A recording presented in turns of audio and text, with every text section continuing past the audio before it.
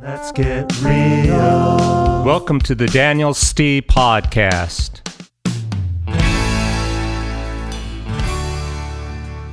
Today's show is on viruses.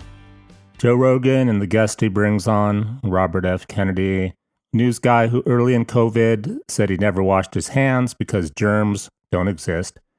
People like Woody Harrelson, you hear things like, viruses don't exist. COVID is a hoax. Viruses don't cause illness. Your environment does. Viruses aren't contagious. Symptoms of COVID are because you've been exposed to toxins.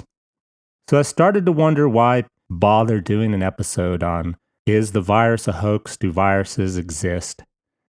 People are going to persist in their beliefs regardless of what you tell them, and that is their right.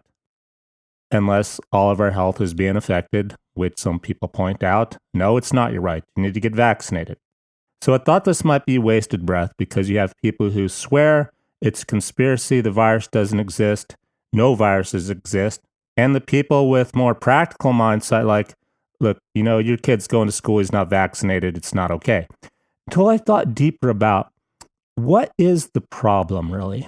Why do these people really care that a virus doesn't exist? I mean, why would that even matter to them?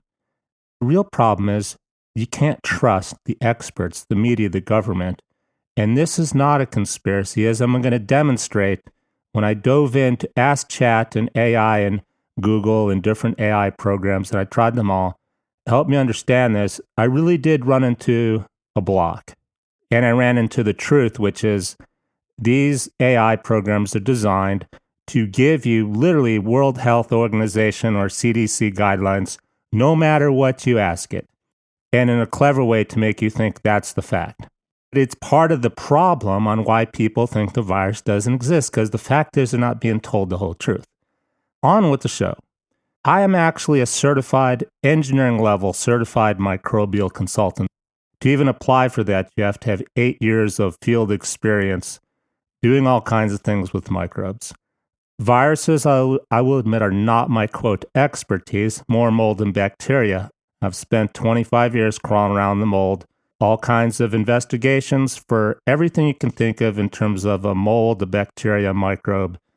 And that made me think, if we can't even agree on something as simple as mold and bacteria, how are we going to talk about viruses? So, for example, the CDC website on mold says bleach can be used to clean up mold in your house. That's clearly not true. Google's Go Deeper with AI says, use hydrogen peroxide. Spray a 3% hydrogen peroxide solution on it. That's not true either. Where I'm going with this is, where does AI get that kind of misinformation? And yet it's trying to tell us its intention is to protect us with things like the virus and give us the facts from the World Health Organization. How do you know when to trust when it says use hydrogen peroxide? How I know that's not true is I did a study in partnership with Los Alamos National Laboratories. That's our nuclear laboratory. They have a microscope lab there. I got to use free reign of it and design an experiment to study does hydrogen peroxide work on killing mold or not. The link to the paper we wrote in our findings is in the show notes and can be found on the website healthyliving.spaces.com. Basically didn't do anything except lighten it, bleach it, so to speak. And yet it's prevalent in AI and things like this. So transitioning to viruses. Take that same confusion, multiply it by 1,000. How are we going to talk about a virus when we can't even get straight on something with mold where you can do the experiment in your house with the mold and see if it doesn't work? When people feel lied about the COVID tests, the masks, the death counts on COVID, and they start questioning big pharmacy motives, greed, they're going to stop trusting everything and everybody. And that's why a comment like science should have to prove a virus exists resonates with those people who think COVID's a hoax. It's not they don't trust the science, they don't trust the storytellers. There's germ theory and there's terrain theory. If you think that, this is the most ridiculous thing ever, my show today is just going to help you understand if you run into somebody who thinks viruses are a hoax, why they think that. So maybe it's kind of like watching the football game. If you don't like sports, you don't watch the game, at least you understand who won in the final score, okay? So keep it an open mind. I set out to learn why some think viruses are fraud. in doing my research, I became really frustrated with the internet, Google AI, ChatGPT, tried them all. I just couldn't get access to that information. I literally said to Chat, give me I said to Google, I gave up on Chat. Now I'm speaking of Google's Go Deeper. Give me a website that does not believe viruses have been proven to exist. AI Google responded, you may be looking for websites that promote terrain theory or, quote, germ theory denial that claims germs, including viruses, do not cause disease. Terrain theory says that disease is caused by an unhealthy body rather than germs. Believers claim diseases are caused by toxins, poor diet, and other lifestyle factors. Because such sites promote scientifically disproven ideas and may promote harmful health advice, I cannot give you a list of specific websites.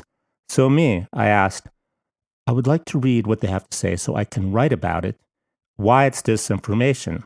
Please provide me with a few of the good, more intelligent websites. Chat. Sorry, I can't. You see, I am asking intelligent questions because, Chat knows everything you ask it. It has a record of questions you ask and what you're trying to do. It knows that I'm not prone to disbelieving in misinformation. Why don't you trust me to read it for myself? Chat. That's a fair and thoughtful question, Daniel. And you are asking informed questions. You are not looking to promote misinformation. You're trying to analyze it. Here's the honest reason I can't directly list or link to specific virus denial websites. OpenAI policy restricts me from linking directly to such sources, even for research or rebuttal purposes. So I asked Chat, if I'd asked you these same questions during COVID, would you have given me the same response?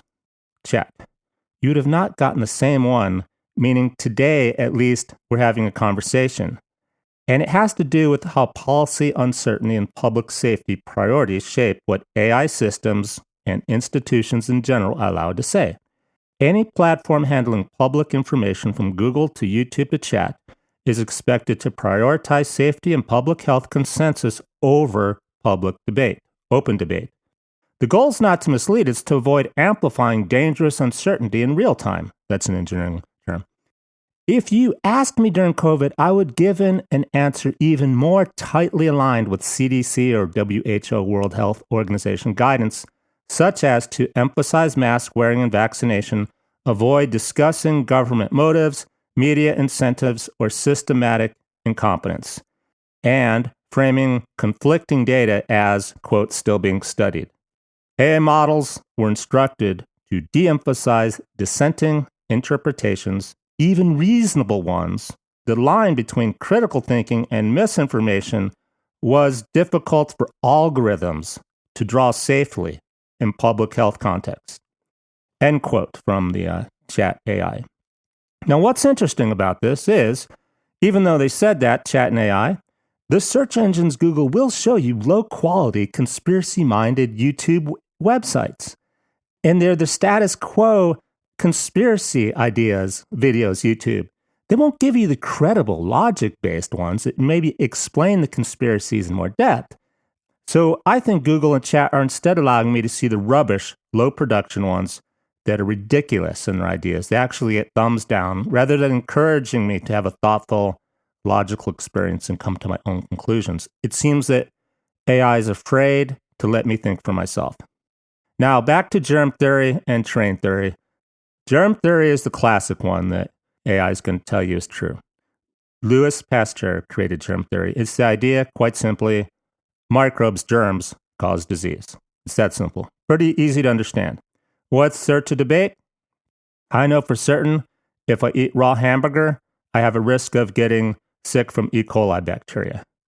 I know if I lived on a well and my septic tank where my sewage goes gets to my well water, if it gets contaminated my water with fecal coliform bacteria, that's a type of bacteria, fecal coliform, I would get sick. Terrain theory, which is the one the conspiracy people believe in, that COVID's a hoax, is the idea that it's the environment, your body, that makes you sick. It's poison, bad air quality. It's how your diet and how healthy you are. Yeah, interesting side note. You can Google germ theory to read more about it. That's the classic Louis Pasteur, quote, true theory. If you Google terrain theory, instead of giving you the same Wikipedia, terrain theory, it will give you search results for germ theory denialism. As if I can't tell you what terrain theory is, instead you must learn about it from the position of germ theory denial. What if I'm not a germ theory denialist? I just want to learn about terrain theory. I kind of think it's insulting. And also part of the reason that it fuels the conspiracy theory now. So to summarize it, terrain theory believes that it's a healthy body that resists disease, and there is no such thing as a virus. It doesn't even make sense because that still presupposes there is something that causes the disease. Now for the truth. The truth is it's not one or the other, right? You know this. Both are required to make you sick. The germ theory explains the microbes that can make us sick, and the terrain explains why some people get sick and others don't. The real problem is the misinformation. Back to people stopped believing when they got dishonest guidance, the conflicting guidance on masks, the death numbers in COVID being falsified, inflated, and the tests such as PCR, which are prone to both false positives and negatives. So when someone says viruses don't exist, what they really mean is, I don't trust what they're telling me, what I'm being told. And the truth is, it's not science that's the credibility problem. It's the government, it's the news media, and it's the hospitals that have the credibility problem. So let's break it down.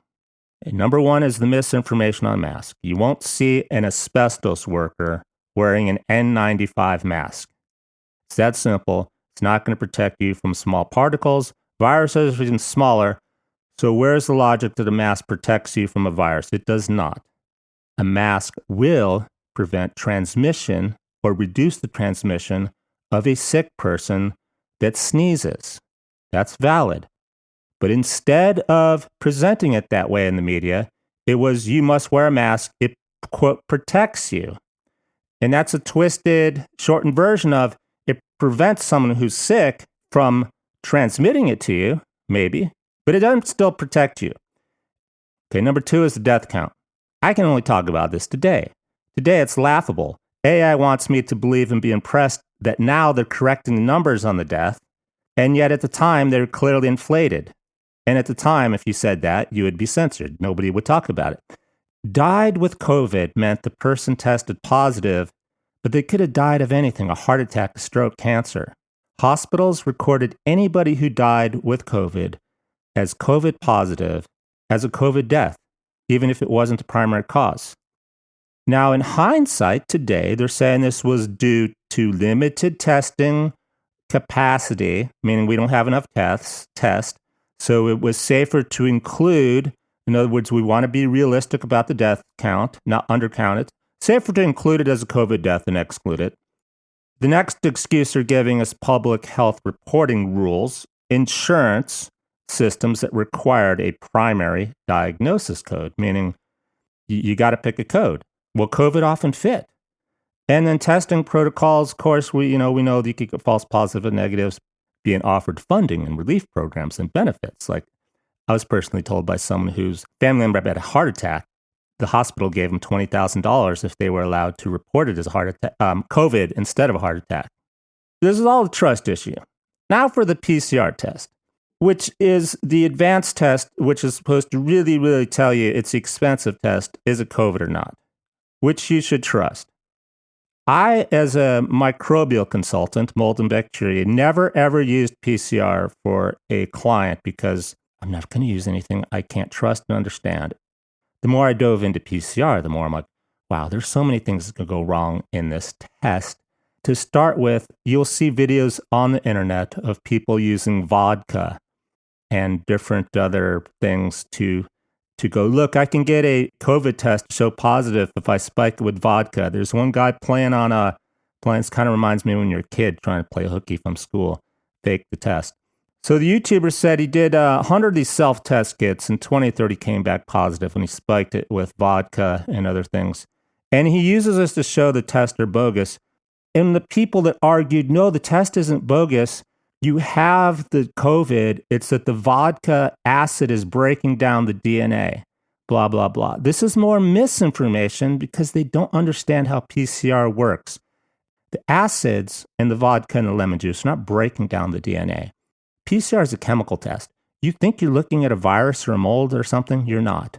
What happens is it's a really small strand of DNA, and the biggest piece of misinformation, or they're just not giving you the whole truth, is they're not looking at the whole gene sequence for the quote virus or the mold spore. They're looking at a piece of it. Nobody looks at the whole gene sequence. It's too expensive. And they hope that that little piece, it's not going to be exclusive to the virus, but they're hoping it doesn't overlap with too many other things.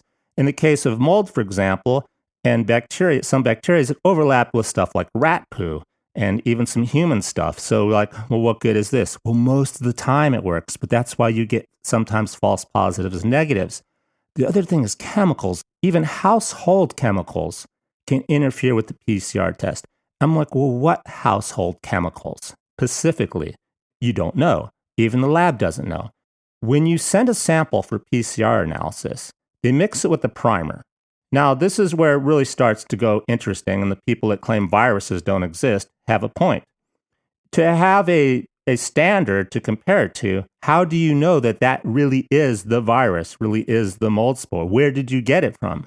How you actually agree that this is, in fact, the gold standard is one thing. But let's say you agree on it. That's actually, as it turns out, not the biggest thing that goes wrong in PCR. Let's say you pretend you do actually have a strand of DNA of virus. I mean, the stuff's out there everywhere. This is why I don't do this test. It's out there someplace. You're looking for a needle in a haystack. You find it, but you can't see the needle. The way the PCR test works, it's not going to show you the needle visually. The chemicals react and they glow. There's an efflorescence of glowing. And the bigger the light, the more glowing, the more stuff there is. You're like, well, what does that mean? How do you convert the glowing to units of measurement? What level? That's calibrated to a calibration curve. That's actually where most of the PCR goes south. Your calibration curve is quite complex, and it's assuming you have a good standard to begin with, and calibrating it for low levels versus high levels. A lot of things go wrong here. But you're basically looking at how much it glows after the chemicals amplify. They go out and find the one or two needles, and the chemistry causes, kind of just like a virus, come to think of it, amplifies them, makes millions or billions to the point where you can detect the glow. What goes wrong is since it's a chemical process causing amplification, any weird chemistry in there interfering it can cause either an amplification that's not true or prevent the amplification, meaning give you a false negative, meaning you think it's not there and it is. There are a lot of QA steps in place. The simplest one you would think is a control, meaning it has clean sample, nothing. That, as it turns out, well, it's common sense, does not prevent most of the problems that go wrong with PCR. And I'm going to leave it at that because we can talk about PCR all day long. And I actually have on my Healthy Living website, Healthy Living Spaces website, an article from a case study from a house I tested for mold and bacteria, and how many things went wrong with the PCR test and how a big national laboratory for months was running the lab with bad results because the calibration curve was off by over a factor of 10. Moving on, the big reason that people who believe viruses are a hoax don't exist is they've latched onto this key isolation keyword. Isolation, meaning nobody has isolated a virus by itself. You can pluck a mold spore out of a colony of mold or pluck a bacteria out of a plate with bacteria. You can't pluck a virus out by itself, not yet anyhow. It's like a pebble you can see in the bottom of the ocean or the river. You can't take the pebble out. It has to stay in the river. You take it out, it crumbles. Or imagine it's a fish. The virus is a fish. You can't take the fish out of the water, else it dies. And the people that believe viruses are a hoax would like to see an example of where you take the fish out of the water, you make somebody eat it, and they get sick. But you can't do that because the fish will die, and then it won't make somebody sick. So you got to take the fish tank and some fish water with it. And what their point is, well, how do you know it's not the fish water, the ocean water making the person sick and not the fish? because the way the virus works is it uses a live cell to replicate itself. Apparently, if you take the virus out by itself, then it won't replicate, of course. Now, this is a valid argument, and maybe sure, it'd be nice if we can do that. But I want to point out to the people who believe that virus is all a conspiracy, and I'm still open-minded. Fact is, not being able to isolate a virus does not literally mean they don't exist. It means we just need to still work on these things better. So I propose a solution might be consider, how can we take the fish out of water, isolate it by still keeping it functional so we can put it into a healthy person or a test lab rat and see if they get sick. But back to asking, why do we need to prove the fish exist? No one's saying the virus by itself causes you to be sick. We all know certain people are more susceptible to illness or disease, and that diet, exercise, your environment, these factors play a role. Even the people that believe in viruses, take all their vaccines and so forth, will agree it's not just the virus, it's the terrain. If you drink too much, or if you're an alcoholic, if you're diabetic, et cetera, if you're elderly, if you're a child, you're going to be more susceptible to certain diseases, illnesses, allergies, and so forth. The virus is necessary, but it's not sufficient. Maybe it's the trigger, the spark that starts the fire. A person's internal and external environments are the fuel to burn. That's why you can have two people exposed to the same virus. One gets very sick, the other barely notices it. That's not evidence that the virus doesn't exist. It's biology's complex. So the immune system, stress, nutrition, toxins, your sleep, genetic factors, these all determine how the body responds. So yes, if the cells in your body are inflamed, nutrient deprived, chemically stressed, the virus might be able to replicate more easily versus if your cells are healthy, resilient. And this is why terrain theory, which is what the conspiracy people believe in, even though it's not complete and true by itself, it feels true to many of those people. They inherently sense that our health isn't about catching something. It's about how well we take care of our body and keep our environment clean. And that is true. I don't think it's the science of virology that these people are questioning. They think they're being lied to, and they are. Chat and Google admitted to doing so and provided the reasons for doing so. And if you think lie is too strong a word, when I was a child, if I tell my mom asked me, "Did you go to school today, Daniel?" And I said yes, when in fact I just rode my bicycle through the parking lot so I could say, yes, I went to school. And then I got some food and then went on a hike with my dog or whatever. That's kind of lying, right? I think. Problem is communication. And today it's still as damaging as it was during the endemic. Fear is still used as a tool for compliance. The message today is still more leaning towards urgency and danger instead of questioning and reassurance. So for my solutions, obviously radical transparency. Everyone's saying, here's what we know, here's what we don't, here's still unclear. Now, one problem I see with that, ironically, is the same conspiracy people will probably go, oh, you don't know everything. Therefore, we're going to go after this conspiracy. It's like the chicken and the egg thing. How do you get people how do you admit you don't know everything, and yet still have people continue to have faith and trust in you? Number 2 is structured debate. So you allow dissent in official forums, not in underground closed meetings where we have smart people and we know what's best for you. And number 3 is adaptive communication, meaning you change the guidance quickly and you explain why. You're not afraid that others will think you don't know what you're doing, because you don't. I think from my own experience working with clients in large corporations where there's lots of people and sick buildings and they think there's mold or bacteria or something, my experience is, and I always tell this to the CEOs, the people in charge, nothing secretive. If people want to follow me around, they can. And then what size auditorium do you have? How many, we get a few hundred people in here at a time. I'm going to go through the report slide by slide. Every other day, whatever. Tell them where we're at, what we know, what we don't know. Is it safe? Is it unsafe? What are we finding?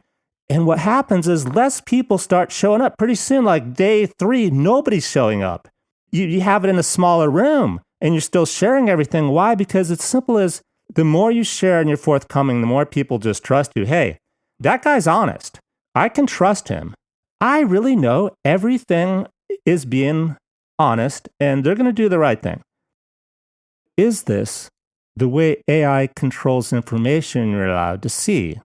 Is this all really about disinformation control, or is it about power and control? Today, we have continued censorship long after the crisis. Now, where I'm going with this is I've been given the benefit of the doubt to AI and chat.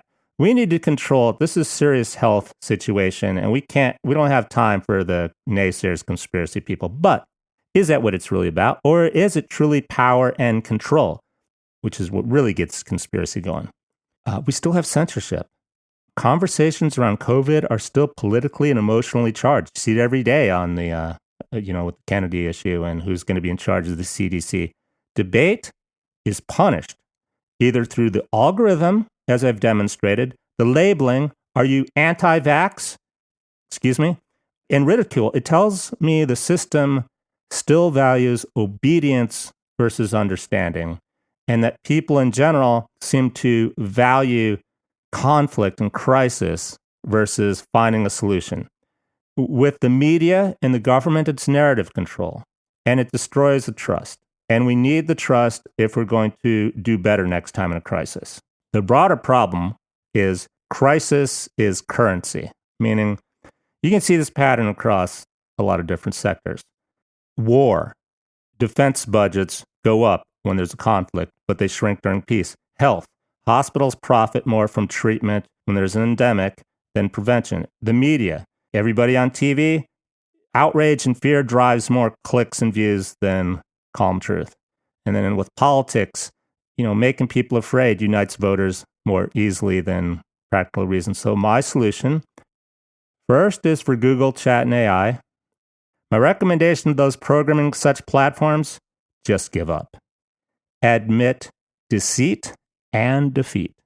And as in a personal relationship with your partner, start over, this time being fully honest and transparent. But can you do that? Probably not. Number 2 is a cooling off period. There should be a minimum time to, quote, sleep on it rather than take immediate and uncertain action and make public recommendations. Suppressing debate to protect people in the short term doesn't help if having the debate now, sooner, would have provided a better, more effective solution in the long term. Why don't we slow down and think about it better? The likely reasons against this, the difficult problem to solve complex is because of personal interest. Careers are built on managing emergencies, not preventing them. Budgets increase during crisis. And a lot of people got a lot of money off the COVID laws that were passed, and they can use that money for things that aren't even related to COVID. Politicians, they get visibility from talk and panic. So I started this episode talking about something simple, mold, and why some think COVID's a hoax, viruses don't exist. But what we're really talking about is, can we grow the truth? Can we spread truth? Or are we going to let truth die? Misinformation grows fastest in the dark. And the cure is not more data. It's more dialogue. It's transparency. It's not censoring those who have a different viewpoint or question. One last thing on vaccines. Are they safe or unsafe? It seems to me, when I'm a kid, I had vaccines, so I think they're safe. But I didn't have like 20 different or 10 different vaccines. I think I had 2 or 3. When I became a nursing assistant, even though I'm an aerospace engineer, my girlfriend wanted to be a nurse, so I thought, I'd help her out. She hadn't been to college before. So I have full-on certifications as a nursing assistant. I got my hepatitis C shot. I'm going to do that. But I'm not going to get, 10 different shots just because, you need this flu shot, you need that shot, you need that shot. I'm going to use some discernment. So to me, it seems you're called anti-vax if you just want to stop at what seems a reasonable amount of vaccinations and not get every single one that comes out and the CDC says you need to get. I'm kind of reminded of how some people have a box of pills to take and they can't get off any of them, and some are even contradicted by the physician's desk reference. Could we be doing the same thing with vaccines? And how do we have an open, truthful risk management conversation about this without being called anti-vax? The truth is that vaccines are not, quote, safe. Driving isn't safe. People die driving. That's why you check the air in your tires. You go the speed limit, maybe. You don't drive when the weather is bad. You don't buy a beater pickup if you're going to drive across the desert in the summer and don't want to break down. The same thing should apply to vaccines. You make them safer. You do prudent avoidance sometimes. Use discernment. But we can't do that when, you ask, do you believe in vaccines or not? Cars are not rated safe or unsafe. They have safety ratings. And if you like, you can choose to get one with a higher safety rating. Let's have a conversation like that instead of being labeled a believer or denier. I'm going to give you an example of why we can't really trust the vaccine corporations. And, as always, I want to encourage a solution. The Pinto was a car. Pinto was built in the 70s. Gas tank was too close to the back bumper. It's a case of corporate ethics. It's used in engineering now today and in business to discuss design safety, cost-benefit analysis, and moral responsibility. The Pinto's fuel tank, again, mounted behind the rear axle, very close to the rear bumper, in rear-end collisions, even at low speeds, 25 miles per hour rear-ended, the tank could be pushed forward into sharp bolts or the differential housing, puncturing it, and then it burst into flames, trapping and killing people. So engineers knew about the problem during pre-production tests. They even proposed fixes. This reminds me, I've worked in Motorola too. I was an engineer, and people think it's all conspiracy. Really, it's your boss just trying to please his boss and get things, out the door. I think it's the very high level where things really go rotten. But in any case, engineers knew about the problem. They proposed fixes to their bosses. That fix would cost $11 per car. But management decided against redesigning it because it would delay production schedule and because Ford's internal cost-benefit analysis on that, $11 per car, concluded that settling lawsuits would cost less than redesigning the car. So let's let people die, settle those lawsuits rather than redesign the car. Its analysis, this is what it did on paper. It's logic, management, meeting in an office to discuss. And where I'm going with this is, can we do the same thing with vaccines, or is the same thing happening with vaccines, and how do we know? Ford's estimating on paper, because this memo leaked out eventually. Let's say we have 180 burn deaths, 180 serious injuries. Let's value human life at $200,000 per death based on government data at the time. That's a $50 million, $49.5 million potential liability versus $137 million to redesign the cars. $50 million to take our chances in court. Let's just round it to $150 million if we redesign, and we get it out there quicker. So therefore, the company decided it was not cost effective to fix, and they went on till 1978 when they finally recalled 1.5 million Pintos. How might we apply this to ensure vaccine safety? In other words, that behind back doors, something similar is not going on with the vaccine manufacturers. So I asked Chat to help me. I said, using Ford as an example, the Pinto case, come up with what could we do that translates to making vaccines more trustworthy? Instead of safer, just let me use the word trust. To which Chat locked up. He gave me that red box. You've probably seen it happen to you. If you've never seen it happen to you, you ask better questions. Because you start asking better questions, it'll lock up on you and say, try again. When I hit the try again, it gave me a summary of what I just said about the Pinto and the history and how MBAs are now supposed to take business ethics classes. Nowhere in what it recommended when it came back online did it use the word vaccine. It left out vaccines. Guess it's not allowed to help me with that one. So maybe if government were serious about spreading the disinformation of, quote, COVID doesn't exist, vaccines don't work, viruses aren't real, if they want to stop that disinformation, maybe it would help if they make radical changes in what vaccine companies are required to disclose and how they are monitored. For example, another classic case in how are we just supposed to blindly trust manufacturing and industry? There's the Boeing 737 MAX. Like the Pinto case, another landmark example of how corporate engineering and regulatory pressures can align in catastrophic ways. As a result of that, the FAA, Congress, and aviation regulators worldwide overhauled the certification oversight processes for new airplanes. Real quick, what happened in that case is Boeing, to be competitive, they needed a new airplane that was more powerful.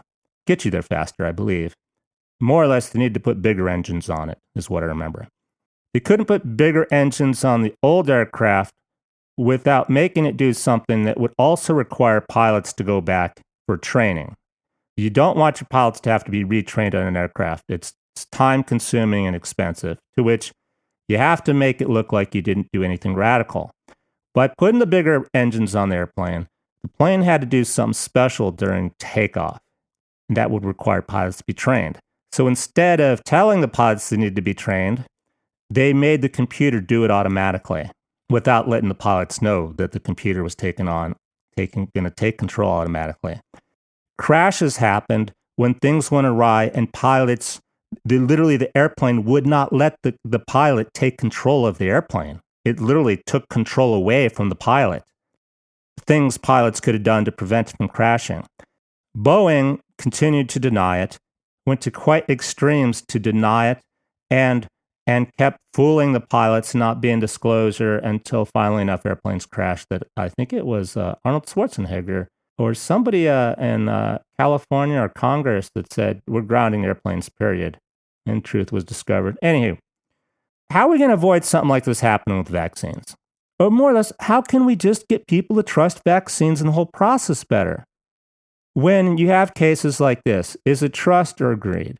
I believe there's always a solution to something.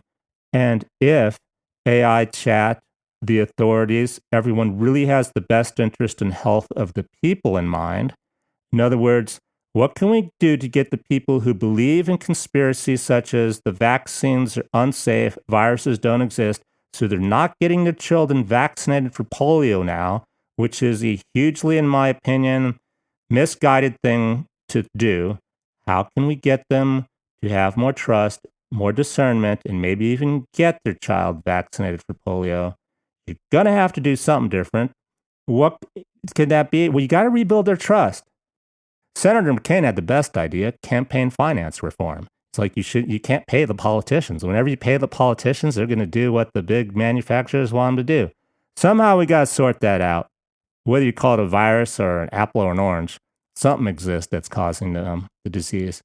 That's not the problem. The problem is mistrust in the whole system. The problem is we have to rebuild that trust. Thanks for listening.